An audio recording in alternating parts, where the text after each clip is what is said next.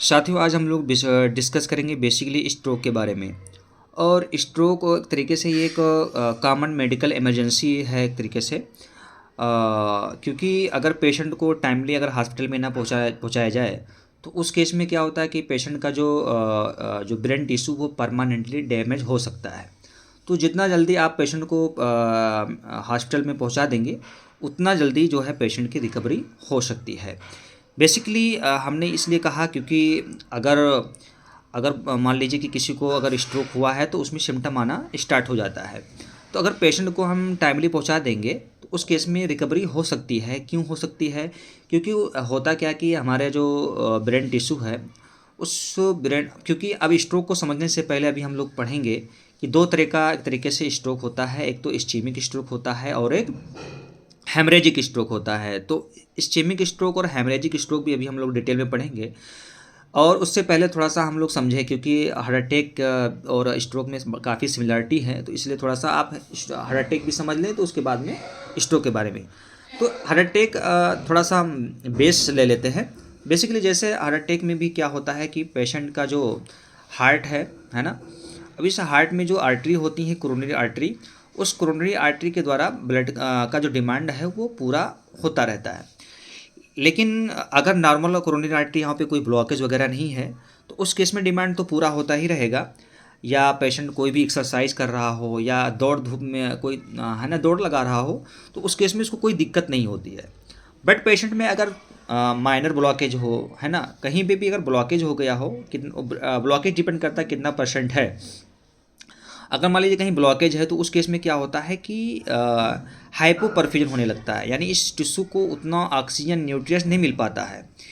अब नॉर्मली इंसान बैठा हुआ है, रेस्ट कंडीशन में है, तो उसको डिमांड जो है ऑक्सीजन डिमांड फुलफिल हो जाता है। क्योंकि कोई भी इंसान है अगर बहुत ज़्यादा काम नहीं रेस्ट कंडीशन में है तो उसके बॉडी को उतना न्यूट्रिएंट्स या ऑक्सीजन नहीं चाहिए। तो उस केस में तो उसको जो है उसका डिमांड पूरा कर देगा ये आर्टरी। बट जैसे ही वो कोई काम करने लगता है या कोई एक्सरसाइज करने लगता है तो उस केस में उसके बॉडी को एक तरीके से ऑक्सीजन न्यूट्रिएंट्स ज़्यादा चाहिए। क्योंकि जाहिर सी बात है कि और कोई भी आप मसल्स एक्सरसाइज करते हो, कुछ भी करते हो, तो उस केस में ग्लूकोज या है ना या ऑक्सीजन ज़्यादा चाहिए टिश्यू को। तो उस केस में हार्ट जो है उस डिमांड को पूरा करने के लिए क्या करने लगता है, नॉर्मल से ज़्यादा धड़कने लगता है। तो नॉर्मल से जब ज़्यादा धड़केगा तो जाहिर सी बात है कि हार्ट भी एक मसल से मिलकर बना हुआ है, तो उसको भी तो ऑक्सीजन न्यूट्रिएंट्स चाहिए। तो उसको जो ऑक्सीजन न्यूट्रिएंट जो पूरा होता है इस कोरोनरी आर्टरी के द्वारा है पूरा होता है। लेकिन अगर कोरोनरी आर्टरी का रास्ता क्लियर नहीं है, मतलब वहाँ नैरो है, वो रास्ता नैरो है, तो उस केस में क्या होगा कि वो नैरो रास्ता जो है, उस नैरो रास्ते होने की वजह से उसको उतना ऑक्सीजन न्यूट्रिएंट्स नहीं मिल पाएगा। तो पेशेंट को छाती में पेन होगा, है ना, या पेशेंट का जो है उसको चक्कर आएगा, है ना, उसका जो उसका तो जो है जो नॉर्मल फंक्शन है वो एम्पेयर्ड होगा इस वजह से, ब्लॉकेज की वजह से, है ना। तो कभी कभी क्या होता है, ब्लॉकेज इतना ज़्यादा होता है कि पूरा रास्ता ब्लॉक कर देता है, और पूरा ब्लॉक अगर रास्ता ब्लॉक होगा तो कार्डियल इन्फॉक्शन होता है, यानी कार्डियक सेल डेड करने लगती है। कार्डियक सेल ही डेड कर जाती हैं ड्यू टू क्या ड्यू टू यानी हेमरेजिक हो गया, या तो हेमरेजिक हो या तो इस्चेमिक हो, दोनों के केस में जो है कार्डियक इन्फॉक्शन होता है। तो ऐसे ही हम लोग ब्रेन के बारे में डिस्कस करेंगे, आज ब्रेन स्ट्रोक के बारे में डिस्कस करेंगे, ज़्यादा टाइम नहीं ना लेते हुए, क्योंकि डिटेल में हम जब कभी भी हार्ट अटैक पढ़ाएंगे तो उसको पढ़ाएंगे। डिपेंड करता है कि कौन सा आर्टरी इन्वॉल्व हुआ है, उसके बेस पे माइनर, मेजर और मेसिव तरह कार्डियक उस हार्ट अटैक होता है। माइनर और मेजर और मेसिव डिपेंड करता है कौन सा आर्टरी इन्वॉल्व हुआ है, वो बात की बातें हैं। थोड़ा सा बेस लेना था इसलिए मैंने समझाया आपको। ऐसे ही स्ट्रोक होता है, बेसिकली स्ट्रोक में भी, है ना। तो स्ट्रोक में जो सेरेब्रल आर्टरी होती है एक तरीके से, यानी जो सेरेब्रल आर्टरी है वो सेरेब्रल आर्टरी उसमें एक तरीके से ब्लॉकेज हो जाता है, यानी वो या तो वो ब्लॉकेज इस थ्रोम्बस के फॉर्मेशन की वजह से हुआ हो या एम्बोलिज्म की वजह से हुआ हो। एम्बोलिज्म का मतलब कहीं से भी आया हुआ हो, है ना, कहीं से थ्रोम्बस डी अटैच्ड होकर और आया हुआ हो, या तो वो हार्ट से आया हुआ हो या कैरोटिड आर्टरी से या वर्टेब्रल आर्टरी से या आर्क ऑफ एओर्टा से आया हुआ हो। तो वो क्या करता है, यहाँ पे आके लॉस कर जाता है, यहाँ पे बैठ जाता है, और बैठने की वजह से यहाँ पे जो मौजूद टिश्यू उसको वो ऑक्सीजन न्यूट्रिएंट्स नहीं दे पाता है, तो सेरेब्रल इन्फॉक्शन होने लगता है। तो इसको हमको क्या बोलेंगे, इश्चेमिक स्ट्रोक बोलेंगे। इश्चेमिक स्ट्रोक क्यों बोलेंगे कि ये ब्लॉकेज हो गया, ब्लड वेसल्स फटा नहीं है बट ये रास्ता ब्लॉक हो गया, इसको इश्चेमिक स्ट्रोक बोलेंगे। ऐसे ही सेरेब्रल हैमरेजिक स्ट्रोक होता है जब ब्लड वेसल्स रप्चर कर जाती हैं या ब्लड वेसल्स फट जाती हैं। फटने के बहुत सारे रीज़न हैं, बीपी बढ़ा हुआ हो या डायबिटीज़ मेलाइटिस पेशेंट को रहा हो या एनोरिज्म कोई फार्मेशन एनोरिज्म रहा हो, उसकी ऑलरेडी उसका कोई एनोरिज्म का मतलब जो ब्लड वेसल्स हैं उसमें कहीं एक तरीके से एनोरिज्म का फार्मेशन हो गया हो, तो ये एनोरिज्म एक तरीके से ये ब्लड वेसल्स जो वाल है वो थिन हो जाती, पतली हो जाती हैं और ज़रा सा भी बीपी बढ़ता है तो ये तुरंत फट जाती हैं, तो इसको हेमरेजिक स्ट्रोक बोलते हैं। तो जो फटेगा तो क्या होगा, हेमेटोमा का फार्मेशन होगा और इस हेमेटोमा की वजह से क्या होगा, आसपास की जो ब्रेन टिश्यू है उस पर प्रेशर डालेगा और ये प्रेशर एक तरीके से जो नॉर्मल फंक्शन होता है ब्रेन का वो तरीके से वो है ना, नॉर्मल जो फंक्शन है उसको इम्पेयर कर देगा। तो बेसिकली हम लोगों ने सीखा कि स्ट्रोक दो तरह का होता है, इश्चेमिक स्ट्रोक और हेमरेजिक स्ट्रोक। ठीक है, उसकी वजह से क्या होता है, सेरेब्रल इन्फॉक्शन होता है, यानी जो ब्रेन की जो टिश्यू है वो डेड करने लगती हैं। तो यहाँ पे आप लोग देखेंगे स्ट्रोक क्या है, stroke is a common medical emergency in the UK, है ना, इतना आप समझिए, आप लिखेंगे। साथ ही साथ अगर और भी लिखना चाहते हैं हम, आप लिख लीजिए, मैं आराम से बोलूँगा कि stroke happens in two way. Basically, stroke happens in the two way. In the first, a blocked artery. Blocked artery means ischemic artery. तो उसको क्या बोलेंगे, यानी आर्टरी में इस्चीमिया डेवलप हो गया हो और due to this cut off blood, यानी ब्लड की सप्लाई बंद हो जाती है and area of the brain, कोई एक जो एरिया है ब्रेन में जो एरिया है उस ब्रेन के टिश्यू को सप्लाई नहीं मिल पाती है, कट ऑफ हो जाता है ड्यू टू इस्चीमिया डेवलप होने की वजह से। और ऐसी ही एक another type of stroke that is called hemorrhagic stroke. It occurs when the blood vessels in the brain leaks या ब्रस्ट, यानी फट जाए या लीक कर जाए, तो that is called ischemic stroke basically. ठीक है ना, ये जो स्ट्रोक है एक मेडिकल इमरजेंसी है। If it is not treated and manage then can damage the brain cell permanently. अगर पेशेंट को बेसिकली अगर ट्रीट ना किया जाए समय रहते हुए तो ये डैमेज कर सकता है, ब्रेन के टिश्यू को ही डैमेज कर सकता है। क्यों? क्योंकि जब कभी भी अभी हम आपको समझाएंगे एक लाइन से, जब कभी भी ब्रेन यानी इस्चेमिक स्ट्रोक मान लो हुआ है तो उस इस्चेमिक स्ट्रोक में क्या होता है कि ब्लड वेसल्स जो है ये ब्लॉक कर गया है, तो इस ब्रेन के टिश्यू को ऑक्सीजन न्यूट्रिएंट्स नहीं मिलेगा, यानी सेरेब्रल इन्फॉक्शन हो जाएगा। क्या होगा? Cerebral infarction.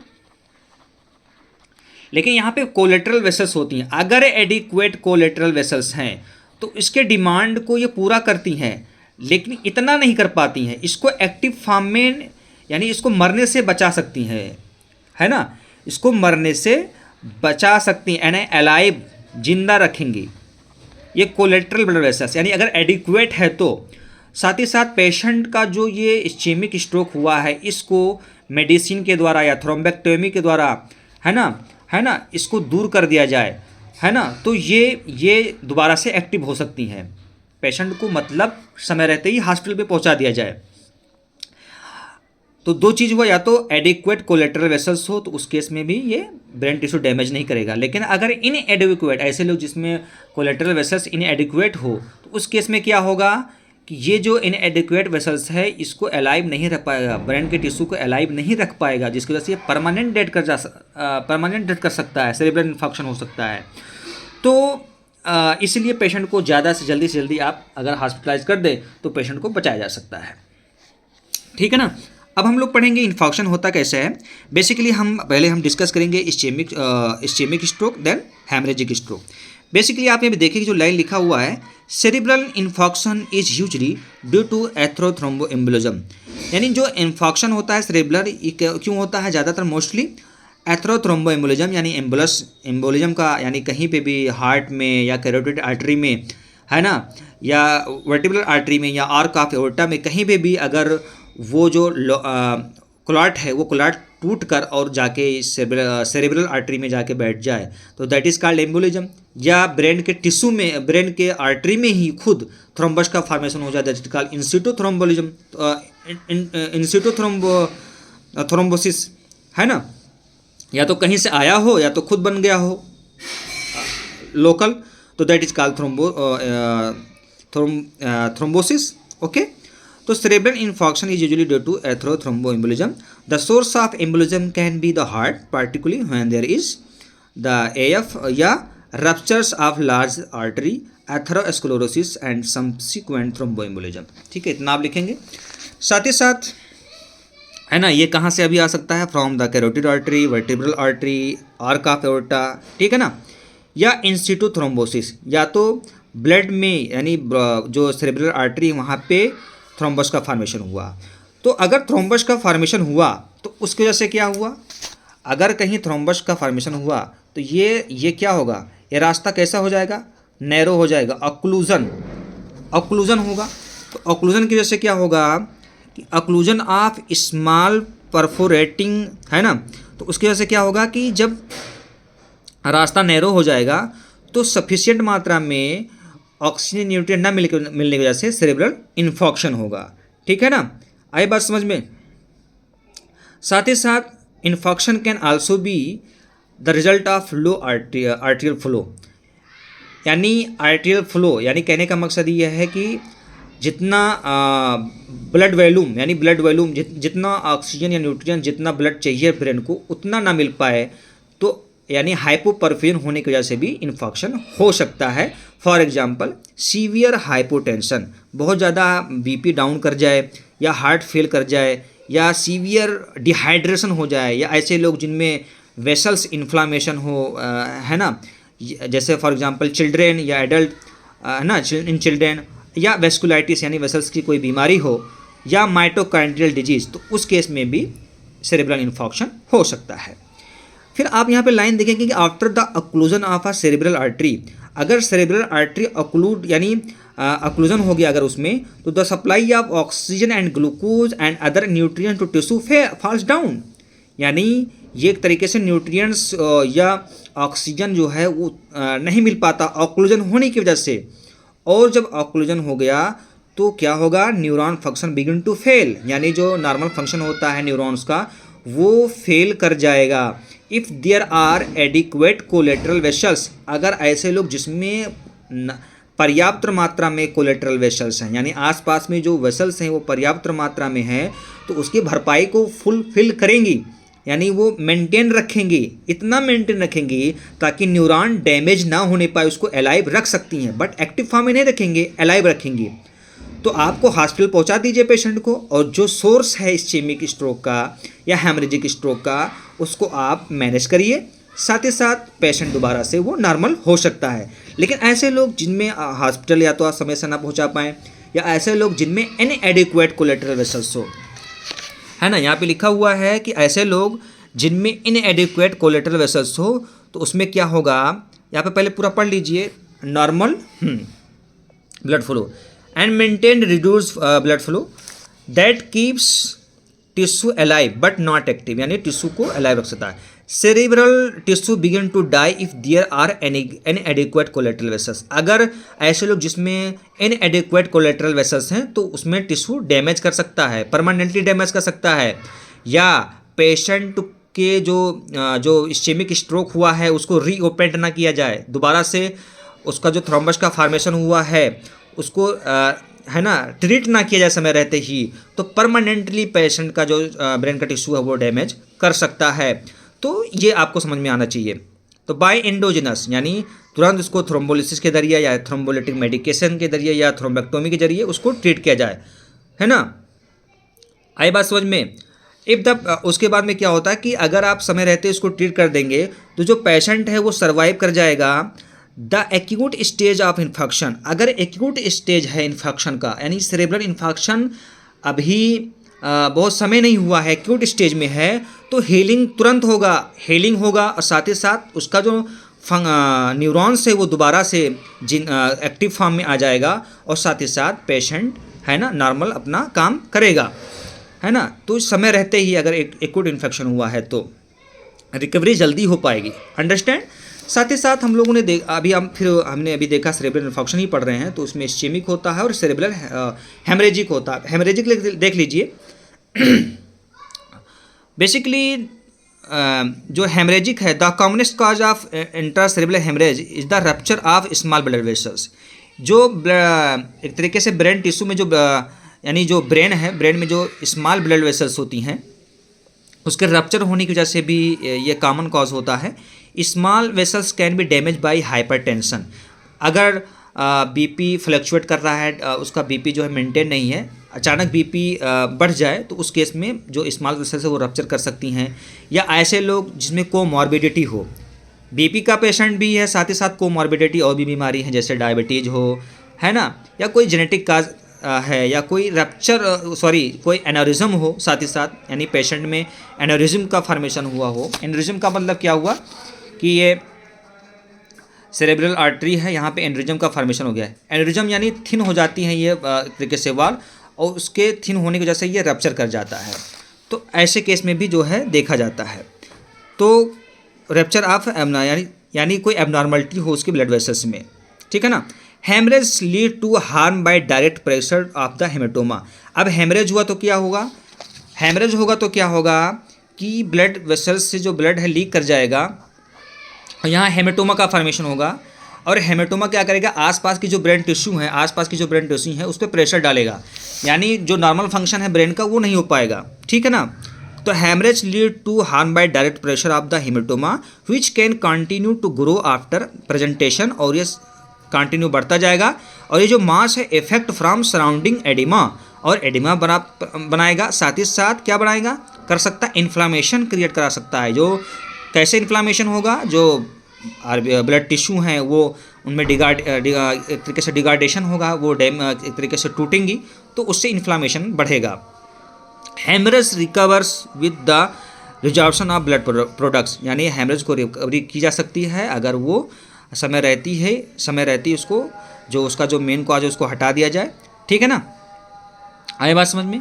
क्लिनिकल फीचर में हम लोग देखेंगे, क्लिनिकल फीचर बेसिकली पेशेंट में जो होगा वो एमनेशिया यानी उसको नींद नहीं आएगी, साथ ही साथ डिलीरियम भी, पागलपन, सिंकोप यानी अनकॉन्शियस हो जाएगा पेशेंट। वीकनेस यानी पेशेंट में कमजोरी आएगी। एटेक्सिया मतलब क्या होगा कि चाल चलन में उसकी जो है, यानी जो उसका जो नॉर्मल गेट है, यहाँ पे मैं लिख सकता हूँ, बेसिकली एमनेशिया होगा पेशेंट को, है ना। सिम्टम में आप लिखिए, सिम्टम में एमनेशिया होगा पेशेंट को, साथ ही साथ डिलेरियम, पेशेंट को जो है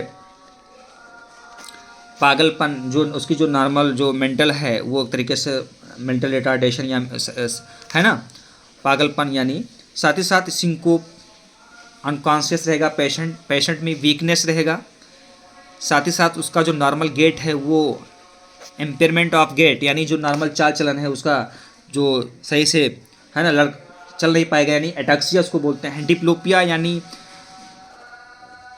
डबल विजन, यानी कहीं पे भी देखेगा तो उसको दो तरह का एक ही ऑब्जेक्ट दो पार्ट में दिखाई देगा, तो that is called diplopia. Vertigo यानी पेशेंट को चक्कर आएगा, ठीक है ना।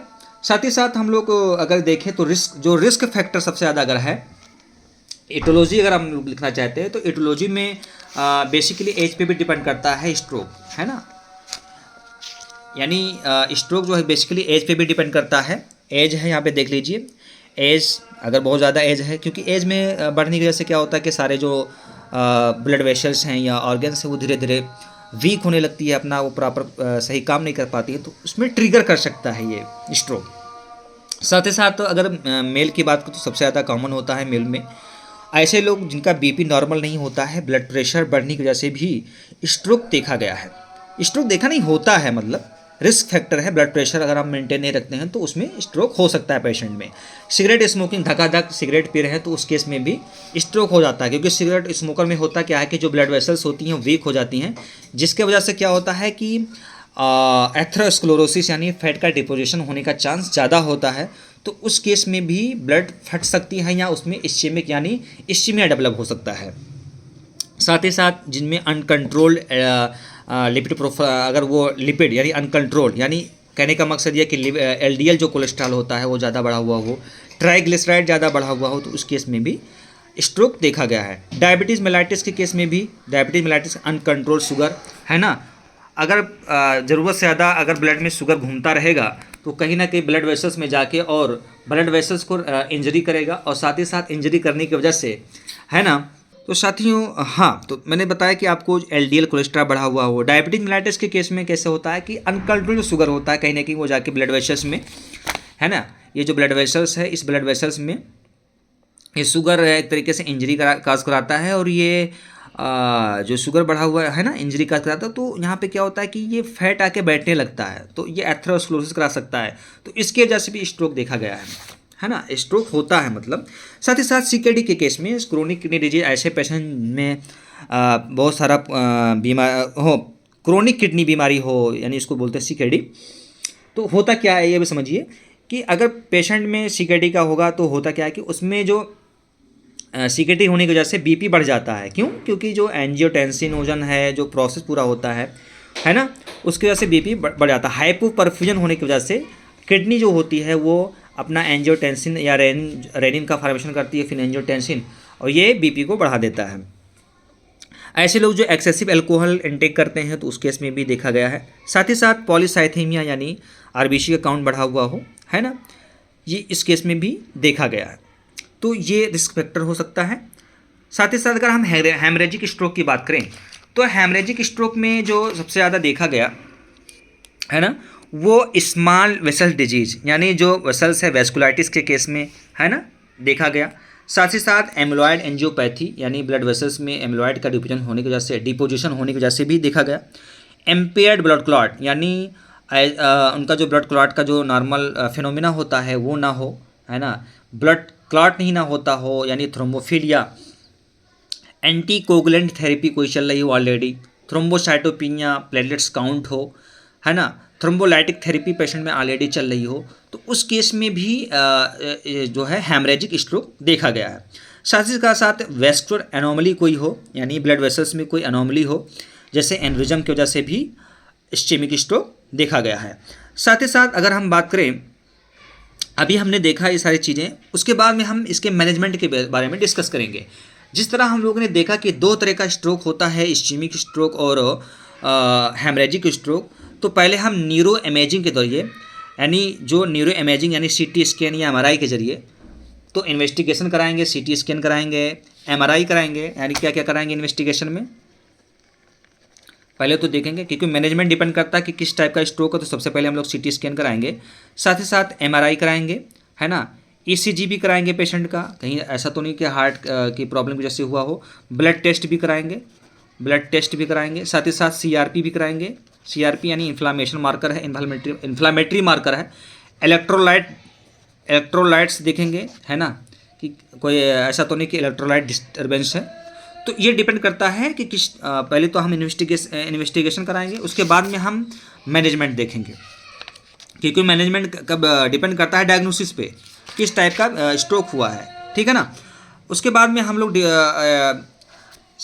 सारी चीज़ें देखने के बाद में अगर न्यूरो इमेजिंग के जरिए हम लोगों ने देखा कि अगर पेशेंट में इस्केमिक स्ट्रोक है तो उस इस्केमिक स्ट्रोक को, है ना, ट्रीट करने के लिए क्या करेंगे, अर्जेंट रीपरफ्यूजन थेरेपी तुरंत स्टार्ट करेंगे, यानी जो रिस्टोर करने के लिए, उसके ब्लड सप्लाई को रिस्टोर करने के लिए तुरंत अर्जेंट जो है थेरेपी स्टार्ट कराएंगे। उसमें हम लोग इंट्रावेनस थ्रोम्बोलिसिस के जरिए ब्लड सप्लाई को रिस्टोर करेंगे, साथ ही साथ मैकेनिकल थ्रोम्बेक्टमी के जरिए भी रिस्टोर करेंगे। अगर इस हेमरेजिक स्ट्रोक है, यानी कोई यानी जो कोआगुलेशन प्रोसेस जो है उसमें कोई एबनॉर्मलिटी हो तो उसको हम रिस्टोर करेंगे। साथ ही साथ अगर बीपी बढ़ा हुआ है उसकी वजह से भी हुआ है तो उसको हम रिस्टोर करेंगे, ठीक है ना। फिर ये जो है एस्पिरिन के जरिए भी जो है इस्केमिक स्ट्रोक को ट्रीट किया जाता है।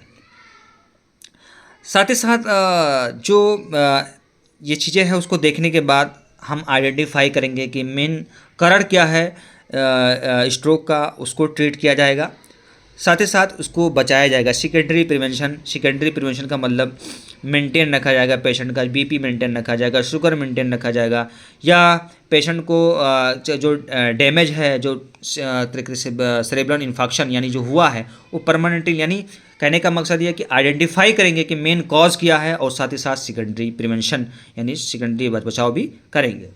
तो ये था हम लोगों ने डिस्कस किया है स्ट्रोक के बारे में, और बाकी हम लोग देखेंगे। अच्छा, रिस्क फैक्टर में एक ओरल कॉन्ट्रासेप्टिव भी या HRT हार्मोनल रिप्लेसमेंट थेरेपी भी यानी ऐसी महिलाएं जिनमें ओरल कॉन्ट्रासेप्टिव वो पिल्स लेती हैं, यानी खास करके एस्ट्रोजन वाला, तो एस्ट्रोजन ओरल कॉन्ट्रासेप्टिव पिल्स में ये भी एक तरीके से स्ट्रोक में पार्टिसिपेट लेता है। ये एक तरीके से स्टडी में आया है, वो भी कर सकता है। एक तरीके से क्लॉट के जो क्लॉटिंग प्रोसेस होता है नॉर्मली, उसको एक तरीके से इम्पेयर कर देता है। बाकी हम लोग नेक्स्ट लेक्चर में देखेंगे। साथ ही साथ हम आप लोगों की इमेज भी दिखा सकते हैं, सीटी स्कैन जो इमेज है उसके ज़रिए आप इसको समझ लीजिए। यहाँ पे देखिए आपको ये एक हीमेटोमा दिख रहा है आपको, ये देखिए हीमेटोमा, ये सीटी स्कैन तरीके से है। यहाँ पे देख लीजिए हीमेटोमा है ना, ये एरिया इस सीटी स्कैन के द्वारा देखा गया है ना। तो ये आपको पूरा ये फिगर में दिख रहा है। हम लोगों ने डिस्कस किया स्ट्रोक के बारे में। आई होप आप लोगों को समझ में आया होगा। बाकी हम लोग आगे डिस्कस करेंगे नेक्स्ट लेक्चर के बारे में। Thank you very much.